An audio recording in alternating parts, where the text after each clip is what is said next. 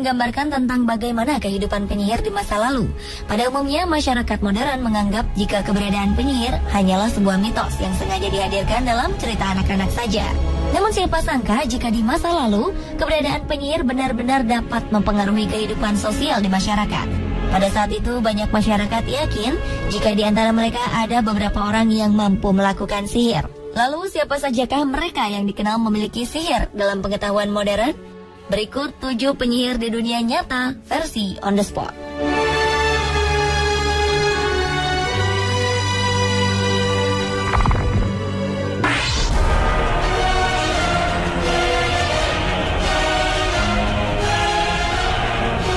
Mother Shipton dikenal sebagai seorang peramal yang mampu memperkirakan beberapa kejadian di masa yang akan datang. Namun demikian, kemampuan Mother Shipton untuk meramalkan beberapa kejadian baru diketahui pada 1641 atau 80 tahun sejak ia dikabarkan meninggal dunia. Ada beberapa ramalan Mother Shipton yang berhasil mencuri perhatian masyarakat luas.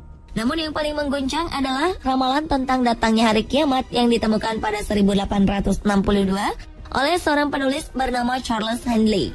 Ramalan yang memprediksi bahwa hari kiamat akan terjadi pada tahun 1881 dipublikasikan pada 1684. Di kemudian hari muncul beberapa versi ramalan palsu yang mengatasnamakan Mother Shipton. Wanita yang digambarkan sebagai sesosok wanita jelek dan menyeramkan itu dilahirkan di Knaresborough, Yorkshire pada 1488 di dalam sebuah gua yang sekarang dinamakan Mother Shipton's Cave. Nama Mother Shipton pun pernah dikaitkan dengan beberapa bencana yang terkait di Inggris Raya, Australia, hingga Amerika Utara pada abad ke-17, 18, dan 19. Mother Shipton sering menggambarkan ramalannya dalam bentuk rima, seperti sebuah puisi dalam literatur Inggris. Banyak ramalannya mengacu pada kejadian di masa depan, maupun penerjemahan terhadap berbagai fenomena yang pernah dialami masyarakat di masa ia hidup. Tetapi banyak orang tetap merasa sulit mengerti tentang maksud dari setiap ramalan asli Mother Shipton.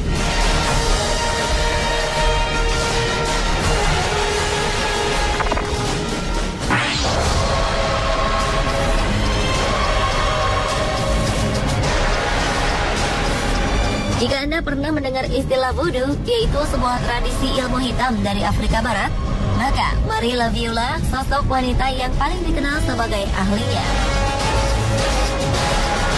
Marie Laveau yang hidup pada 10 September 1801 hingga 15 Juni 1881 ini menjelma menjadi seorang ahli tenung terkenal di New Orleans, Amerika Serikat.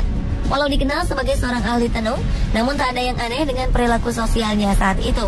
Pada masa epidemi demam kuning pada 1853, ia bekerja tanpa lelah sebagai seorang perawat. Banyak orang mengagumi dan menghormatinya. Bahkan dalam berbagai obituari, ia banyak digambarkan sebagai orang suci. Kehidupannya sebagai seorang ahli tenung terungkap setelah sebuah surat kabar menceritakan bagaimana ia memimpin upacara voodoo yang sensasional. Ia pun dianggap sebagai penyihir.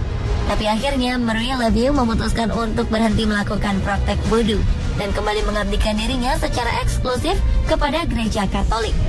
Hingga kini masih banyak orang berdatangan ke makamnya di St. Louis Cemetery dengan berbagai tujuan, mulai dari ziarah sebagai penghormatan hingga berusaha memanggil kekuatan spiritual dari Marie Laveau.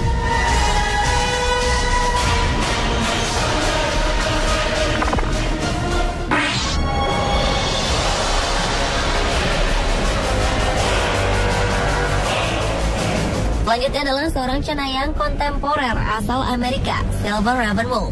Wanita ini terlahir dengan nama Jenny E. Troyer pada 11 September 1956. Ravenwolf kemudian tumbuh menjadi seorang ahli sihir, pesulap, dan pengajar yang berfokus pada aliran pagan yang disebut Neo-Wicca. Beberapa praktek yang terdapat dalam keyakinan Wicca adalah ritual magis dan hal-hal yang berkenaan dengan dunia supranatural. Meski terkenal, Ravenwolf bukanlah pemimpin dari sekte ini. Silver Ravenwolf juga bekerja sebagai penulis buku yang kebanyakan membahas tentang Wicca dan paganisme secara umum. Wicca sendiri diketahui baru muncul dan berkembang di Inggris pada paruh pertama abad ke-20. Sebagai pagan modern dan sihir agama, aliran ini kemudian mulai diperkenalkan ke publik pada 1954 oleh Gerald Gardner.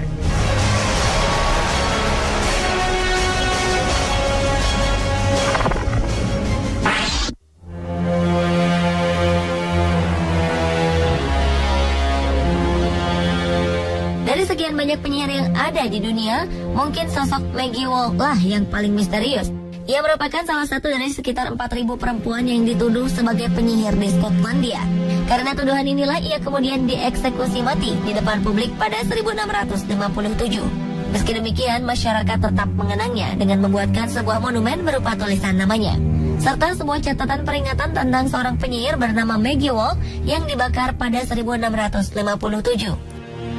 Karena sedikit sekali informasi yang menyebutkan tentang identitas Maggie Wall, maka banyak orang kemudian bertanya-tanya tentang sosoknya yang misterius, baik tentang siapa sebenarnya Maggie Wall, alasan mengapa ia dibakar hidup-hidup, serta alasan mengapa sebuah monumen khusus untuk dirinya kemudian dibangun.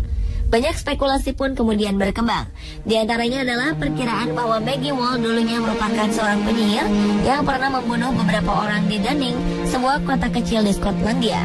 Dengan sosoknya yang misterius, kini banyak orang dengan berbagai profesinya berusaha mengungkapkan jati diri siapa sebenarnya Maggie Wall.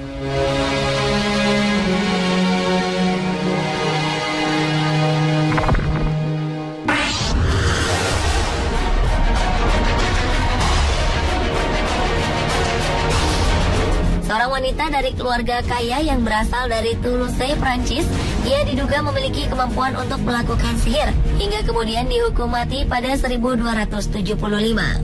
Nama Ujel de Lebat populer dan dikenal sebagai orang pertama yang dihukum mati atas tuduhan sebagai seorang yang memiliki kekuatan sihir selama abad pertengahan. Ujel de Lebat lahir sekitar tahun 1230 dan ia merupakan anggota dari keluarga bangsawan yang menganut ajaran Khatarisme, yang tak lain adalah sebuah sekte Gnostik yang dianggap sesat oleh gereja Katolik. Ia pun pernah dituduh sebagai orang sesat yang memiliki hubungan terlarang bersama iblis, hingga melahirkan seorang raksasa pemakan daging yang memiliki kepala serigala dan ekor ular. Dari raksasa inilah masyarakat kemudian mengaitkannya dengan kehilangan bayi-bayi mereka yang diduga telah dimakan raksasa itu. Delebat pun dituduh sering menculik anak-anak dan bayi sebagai makanan anak raksasanya. Selain itu, ia juga kerap menggali kuburan untuk mengambil jenazah anak kecil yang baru dimakamkan selama kurun waktu 2 tahun. Di bawah penyiksaan, ia kemudian mengaku hubungan terlarangnya dengan iblis. Ia pun akhirnya dinyatakan bersalah atas berbagai kejahatan, lalu dibakar hidup-hidup. Meski demikian, banyak pemuka agama yang meragukan kebenaran cerita Ujel de Lebat karena minimnya informasi tentang pengadilan Toulouse yang menceritakan tentang kejahatannya bersekutu dengan setan pada 1275.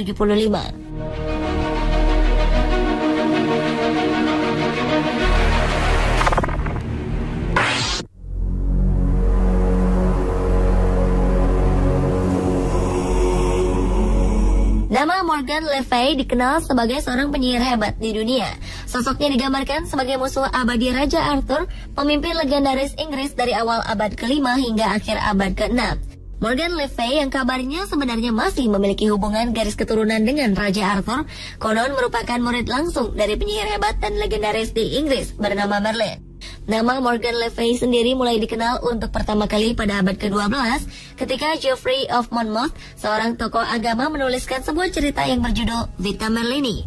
Di dalam tulisannya disebutkan bahwa Morgan Le Fay merupakan seorang pemimpin dari 9 penyihir bersaudara dari Pulau Avalon yang pernah menolong Merlin ketika tengah berada dalam kesulitan.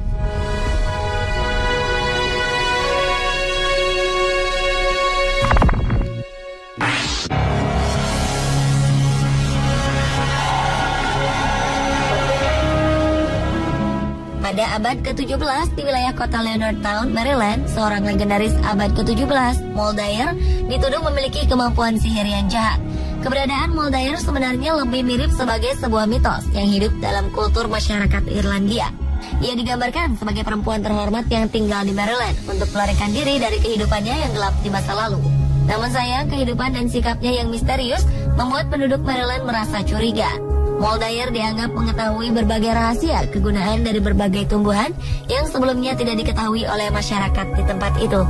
Atas berbagai hasutan, penduduk pun yakin jika Moldair adalah seorang penyihir jahat yang akan membawa pengaruh buruk bagi desanya. Mengetahui kecurigaan ditujukan padanya, Moldair pun pergi dari desa untuk melarikan diri. Penduduk pun lalu mengejarnya tanpa ampun.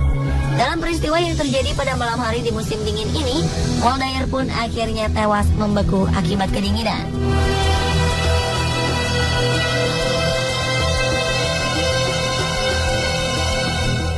itulah 7 penyihir di dunia nyata versi On The Spot.